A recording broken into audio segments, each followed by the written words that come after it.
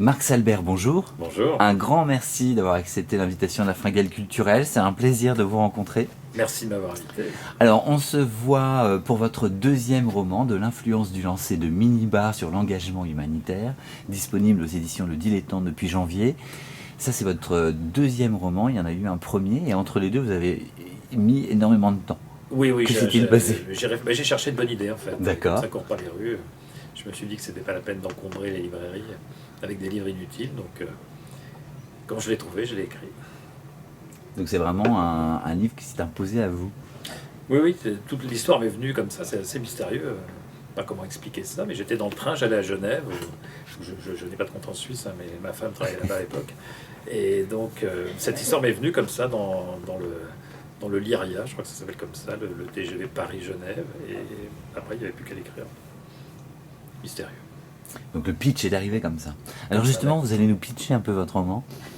Alors, c'est De quoi ça parle? Ça parle de minibar, mais ça n'est pas non plus un traité sur l'électroménager.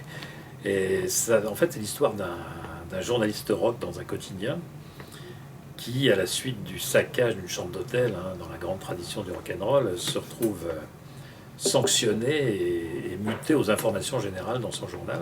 Et là, il découvre la vraie vie, hein, puisque, évidemment, avant, il écoutait des disques, il allait à des concerts, il se levait à midi. Donc, c'était quand même une vie assez agréable. Et là, il est obligé de se lever à 8 h du matin pour aller voir des manifestations, des choses comme ça. Et le premier reportage qu'il fait, il est envoyé sur un campement d'Afghans, en fait, installé dans Paris depuis plusieurs mois. Et donc, il commence à faire son reportage. Et malheureusement pour lui, il y a une charge de CRS à ce moment-là, et il reçoit un coup de matraque, et le voilà envoyé à l'hôpital, et qui devient une sorte de martyr de la liberté de la presse, à son corps défendant, parce qu'évidemment, il ne s'attendait pas du tout à ce que son retour comme ça au reportage se passe de cette manière. On sent au début du roman votre personnage complètement déconnecté à la vie, et puis vous, justement, vous aviez envie de le connecter à une réalité. C'est un peu ça, oui, parce qu'en fait, il évoluait dans une sorte de petite bulle, comme les rock critiques, qui n'ont pas grand-chose à voir. En fait, c'est un style de vie très adolescent, hein. On se lève tard, on va voir des concerts, on drague des filles. On a l'impression que c'est pas du travail, d'ailleurs. Et là, il se retrouve d'un coup confronté à des réalités qu'il ignore complètement, parce que même si ça se passe, enfin, tout le roman se passe à Montmartre, même si effectivement le camp était juste à côté de Montmartre, c'est une réalité qui lui avait complètement échappé. Effectivement, qu'il ne voyait pas et à laquelle il n'était pas confronté. Pas du tout. Alors par contre, vous y avez choisi le ton de la comédie, l'humour, c'est même très décalé. Oui, parce que ça me semblait intéressant de raconter une histoire, parce que finalement on parle de sans-papiers, de difficultés d'intégration, des choses comme ça, mais j'ai pas voulu utiliser un ton. J'ai voulu que ce soit drôle, je pense que ça l'est, parce que enfin, d'après les retours que j'en ai, j'ai voulu vraiment traiter ça sur le mode de la comédie. Alors c'est très drôle.